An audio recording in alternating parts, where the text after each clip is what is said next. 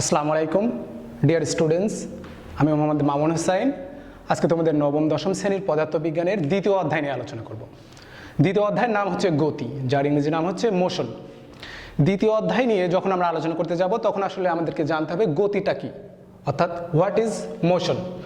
গতি হচ্ছে সময়ের সাথে কোনো বস্তুর অবস্থানের পরিবর্তন, অর্থাৎ কোনো বস্তু অবস্থান পরিবর্তন করবে, তার সঙ্গে সময় যাচ্ছে, সময়ের সাথে কোনো বস্তুর অবস্থানের পরিবর্তনকেই আমরা গতি বলতেছি। গতিকে তোমাদের পদার্থবিজ্ঞান বইয়ে 5টা ভাগে ভাগ করা হয়েছে। আমি এখানে দেখছো আগেই লিখে রাখছি, সেটা হচ্ছে সরল রৈখিক গতি, ঘূর্ণন গতি, চলন গতি, পর্যায়বৃত্ত গতি, সরল স্পন্দন গতি। 5টা গতিরই এখন আমরা সংজ্ঞায়িত করব এবং দেখব যে এই গতিগুলোর উদাহরণে কি আছে। সরল রৈখিক গতি, সরল রৈখিক গতি হচ্ছে সোজা পথ বরাবর, অর্থাৎ সরল রেখায় যে গতিগুলো চলতেছে তাকে আমরা বলতেছি সরল রৈখিক গতি। যেমন আলোর গতি, আলোর গতিটা সবসময় সোজা পথেই চলবে। তারপরে আছে কি ঘূর্ণন গতি। ঘূর্ণন গতি হচ্ছে কোনো বস্তু একটি বিন্দুকে কেন্দ্র করে একই দিক থেকে ঘুরতে থাকবে, কোনো বস্তু একটি বিন্দুকে কেন্দ্র করে একই দিক থেকে ঘুরতে থাকবে। তোমরা জানো এরকম খুব ইজিলি তোমরা দেখতে পারো, যেটা হচ্ছে বৈদ্যুতিক পাখার গতি। তারপরে আছে কি চলন গতি। চলন গতি হচ্ছে কোনো একটা বস্তুর মধ্যে থাকা সকল কণাগুলো একই সময়ে একই দিক অতিক্রম করবে, একই সময়ে একই দিক অতিক্রম করবে, তাকে বলতেছি চলন গতি। সোজা চলমান বাস, যেমন ধরো একটা বাসের মধ্যে যদি আমরা 20 জন যাত্রী যাই, ওই বাসটা যখন যেদিকে যাবে আমরা কিন্তু 20 জন যাত্রী তখন সেই দিকে যাব। ওই বাসটা যতটা গতি অতিক্রম করবে আমরা 20 জন যাত্রী ওই গতিটা অতিক্রম করব। তারপরে আছে কি পর্যায়বৃত্ত গতি। পর্যায়বৃত্ত গতি হচ্ছে একটি নির্দিষ্ট সময় পর পর একই দিক থেকে কোনো বস্তুর গতিকে আমরা পর্যায়বৃত্ত গতি বলতেছি। পর্যায়বৃত্ত গতির উদাহরণে আছে হৃৎপিণ্ডের গতি। দেখো একটা স্বাভাবিক মানুষের হৃৎপিণ্ড মিনিটে 70 বার স্পন্দিত হতে থাকে, অর্থাৎ 70 বার সে গতিশীল হচ্ছে। প্রথম মিনিটেও 70 বার হবে, দ্বিতীয় মিনিটেও 70 বার হবে। এইভাবে যদি হতে থাকে তাহলে একটা নির্দিষ্ট সময় পর পর এবং একই দিক থেকে হচ্ছে, সেটা হচ্ছে পর্যায়বৃত্ত গতি। সরল স্পন্দন গতি, তোমাদের নবম দশম শ্রেণীর বইয়ে এই সরল স্পন্দন গতি নিয়ে অনেক ডিটেলস আলোচনা করা হয়েছে এবং এই গতিটা খুবই গুরুত্বপূর্ণ, তোমাদের বিভিন্ন পরীক্ষাতেও এসে থাকে। সরল স্পন্দন গতি, সরল স্পন্দন গতি হচ্ছে একটি পর্যায়বৃত্ত গতি সম্পূর্ণ কণার গতিপথের অর্ধেক সময় একদিকে, বাকি অর্ধেক সময় তার বিপরীত দিকে যাবে। যেমন ধরো দোলনার গতির কথা চিন্তা করো, দোলনাটা যখন একবার সামনে যাবে তারপরে পিছনে আসলে দোলনার একটা পর্যায়কাল সম্পন্ন হচ্ছে, অর্থাৎ দোলনা যখন সামনে যাচ্ছে তখন সে অর্ধেক সময় নিচ্ছে এবং পিছে যখন আসতেছে তখন অর্ধেক সময় নিচ্ছে। এই গতিটাকে আমরা বলতেছি সরল স্পন্দন গতি। দোলনার গতি হয় এবং ঘড়ির পেন্ডুলিয়ামের গতি যেটা, সেটা হচ্ছে সরল স্পন্দন গতি। মোটামুটি তোমাদের বইয়ে এই 5টা গতি নিয়েই আলোচনা করা হয়েছে। তারপরে আসবো আমরা দেখবো যে তোমাদের বইয়ে আছে রাশি নিয়ে আলোচনা। রাশি,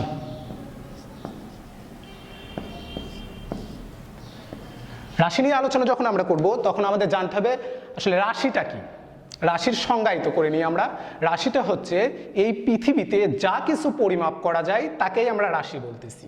তাহলে পরিমাপ কি করা যায়? ধরো ঢাকা থেকে কক্সবাজারের যে দূরত্বটা আমরা কিভাবে পরিমাপ করতেছি, কিলোমিটারে পরিমাপ করতেছি অথবা মিটারে পরিমাপ করতেছি।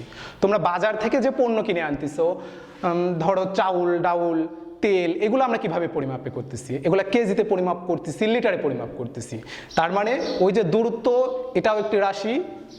আমাদের যে নিত্য প্রয়োজনীয় জিনিস কিনতেছি এগুলাও একটা রাশিতে পরিমাপ করতেছি। রাশি কত প্রকার? তোমাদের বইয়ে যেটা আছে এটা খুবই গুরুত্বপূর্ণ। এটা রাশি হচ্ছে 2 প্রকার, একটা হচ্ছে স্কেলার রাশি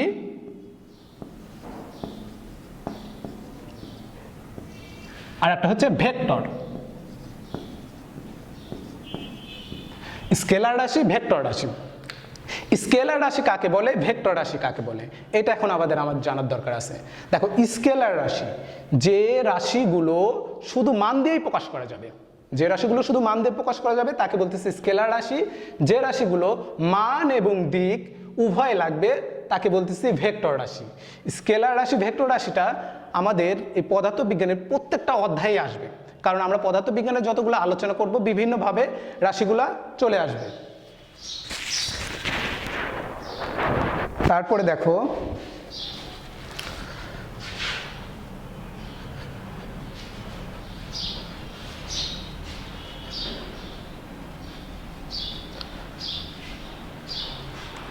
এখন আমরা আলোচনা করব দূরত্ব ও সরণ। দূরত্ব ও সরণ।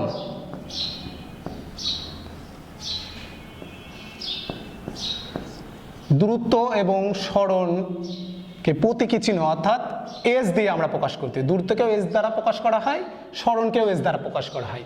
দূরত্ব এবং সরণ দুইটাকেই যদি এস দিয়ে প্রকাশ করা হয় তাহলে এই দুইটা কি একই জিনিস? না, একই জিনিস না, এখানে রাশিগত ডিফারেন্স আছে, অর্থাৎ একটা স্কেলার রাশি আছে, একটা ভেক্টর রাশি আছে। তাহলে কোনটা স্কেলার রাশি কোনটা ভেক্টর রাশি সেটা আমরা দূরত্ব এবং সরণের সময় থেকেই জেনে নেব। যেমন ধরো দূরত্ব সরণের সংজ্ঞা যদি আমরা বলি, সরণ কাকে বলতেছি? সরণ এবং দূরত্ব দুইটা সংজ্ঞা থেকে আমরা জেনে নেব যে দূরত্ব এবং সরণ কাকে বলতেছি। নির্দিষ্ট দিকে কোনো বস্তুর অবস্থানের যে পরিবর্তন, অর্থাৎ দেখো এখানে দুইটা জিনিস বলতেছে, নির্দিষ্ট দিকে কোনো বস্তুর অবস্থানের পরিবর্তন, দিকটা নির্দিষ্ট করতেছে, অর্থাৎ সরণ হওয়ার জন্য কিন্তু নির্দিষ্ট দিক দরকার। আবার এখানে দূরত্ব কাকে বলতেছি? যে কোনো বস্তুর অবস্থানের পরিবর্তনটাকেই বলতেছি দূরত্ব, এখানে কিন্তু দিক নির্দিষ্ট করতেছি না। অর্থাৎ বোঝাই যাচ্ছে যে এখানে যেহেতু দিকটা নির্দিষ্ট তাই সরণ হচ্ছে ভেক্টর রাশি আর দূরত্ব হচ্ছে স্কেলার রাশি। দূরত্ব এবং সরণের কয়েকটা সূত্র আছে, নেক্সট ক্লাসে যখন তোমাদের ম্যাথ নেওয়া হবে তখন এই সূত্রগুলা ওখানে যাবে। তারপরে আছে তোমাদের দ্রুতি ও বেগ কাকে বলতেছি। দ্রুতি এবং বেগ দুইটাকেই আমরা ভি দ্বারা প্রকাশ করতেছি।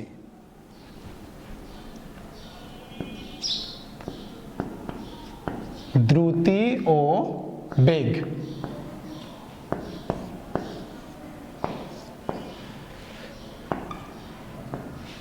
দেখো দ্রুতি ও বেগকে দুইটাই আমরা ভি দ্বারা প্রকাশ করতেছি, কিন্তু দুইটা কি একই জিনিস? না, দুইটা একই জিনিস না। তাহলে এখানে পার্থক্য কি আছে? যখন আমরা দ্রুতি এবং বেগের সংজ্ঞায়িত করব তখন দেখব যে এখানে পার্থক্য আছে, এদের পার্থক্য আছে, রাশিগত পার্থক্য আছে।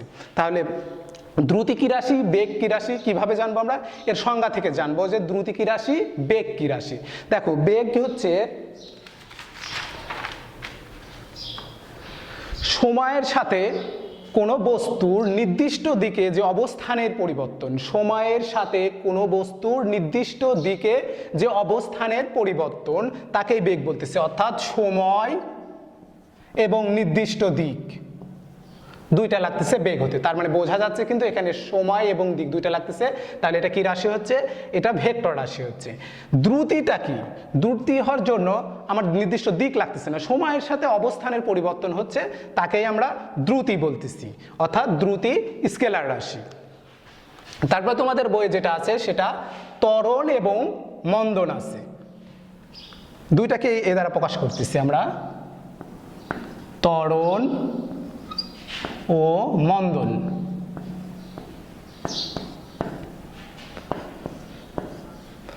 দুইটাকে এই দ্বারা প্রকাশ করতেছি। তাহলে ত্বরণ কাকে বলে? সময়ের সাথে কোনো বস্তুর বেগ বৃদ্ধির হারকে ত্বরণ বলতেছি। সময়ের সাথে কোনো বস্তুর বেগ বৃদ্ধির হারকে ত্বরণ বলতেছি, যাকে এ দ্বারা প্রকাশ করা হচ্ছে। মন্দন কাকে বলতেছি? সময়ের সাথে কোনো বস্তুর বেগ হ্রাসের হারকে আমরা মন্দন বলতেছি, অর্থাৎ একটা বৃদ্ধি একটা হ্রাস, দুইটাকে এ দ্বারা প্রকাশ করতেছি। তার মানে বোঝা যাচ্ছে যেহেতু সময়ের সাথে বেগের হ্রাস হচ্ছে, তার মানে যতই মন্দনকে এ দ্বারা প্রকাশ করা হয় এর টোটাল মান যেটা আসবে সেটা কিন্তু মাইনাসে আসবে।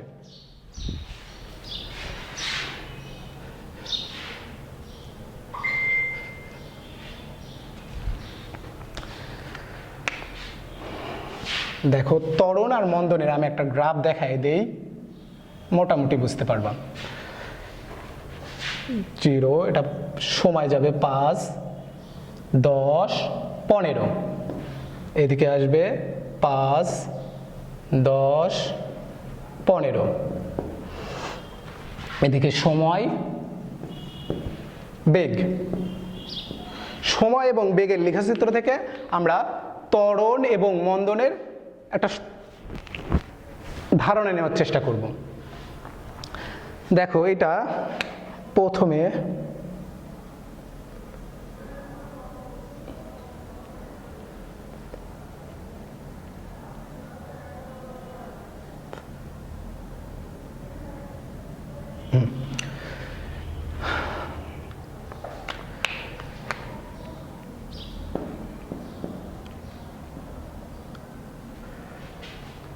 এই চিত্র থেকে আমরা দেখি ত্বরণ এবং মন্দনটা কেমনভাবে হচ্ছে। দেখো 0 থেকে a পর্যন্ত বস্তুটার বেগ কিভাবে বৃদ্ধি পাইছে। এখানে 0 ছিল এ পর্যন্ত বস্তুটা, অর্থাৎ যখন শেষ বেগ হয়েছে বস্তুটার তখন শেষ বেগ কত হয়েছে 5 হয়েছে। দেখো এখানে বেগটা 5 হয়েছে, সময় কত নিছে 5 নিছে। তারপরে বেগ 5টা অর্থাৎ 5 বেগটা কত দূর পর্যন্ত ছিল 10 পর্যন্ত ছিল, সময় 10 সেকেন্ড পর্যন্ত ছিল, অর্থাৎ এই সময় সে কোনো বেগ বৃদ্ধি করে নাই। তাহলে কিভাবে চলছে, সমবেগে চলছে। তারপরে বি থেকে ছিতে কি হয়েছে তাই দেখি। বি থেকে ছি পর্যন্ত সময় আরো 5 সেকেন্ড গেছে, কিন্তু বেগটা নিচের দিকে গেছে। বেগের যে গ্রাফটা দেখছি সেটা নিচের দিকে গেছে, অর্থাৎ এখানে বেগটা হ্রাস হয়েছে। তাহলে এখানে সময়ও বাড়তেছে, বেগটাও বাড়তেছে। সময়ের সঙ্গে বেগ বৃদ্ধির হারকে আমরা ত্বরণ বলতেছি, অর্থাৎ এখানে ত্বরণ হয়েছে এবং এই 5 সেকেন্ড বেগটা বি পর্যন্ত ধরে রাখছে, এটাকে বলতেছি সমবেগে গেছে। কত সময় গেছে 5 সেকেন্ড গেছে, অর্থাৎ 5 সেকেন্ড থেকে 10 সেকেন্ড, এই 5 সেকেন্ড সমবেগে গেছে। তারপরে গিয়েছে কিভাবে, দেখো বি থেকে সি পর্যন্ত 5 সেকেন্ডে বেগটা 0-তে এসে পৌঁছাইতে, অর্থাৎ শেষ বেগটা হয়েছে 0। এখানে হয়েছে মন্দন, সময়ও যত যাচ্ছে বেগটা তত হ্রাস পাচ্ছে, অর্থাৎ সময়ের সঙ্গে বেগ হ্রাস পাচ্ছে। তোমাদের এই অধ্যায়ের কয়েকটা সৃজনশীল এই ধরনের ভাবে হয়ে থাকে। অনেক সময় পরীক্ষায় আসছে, অনেক পরীক্ষাতেই আসছে, যেটা গ্রাফের সাহায্যে প্রমাণ করতে হয়। তোমরা এটা একটু দেখে নিবা।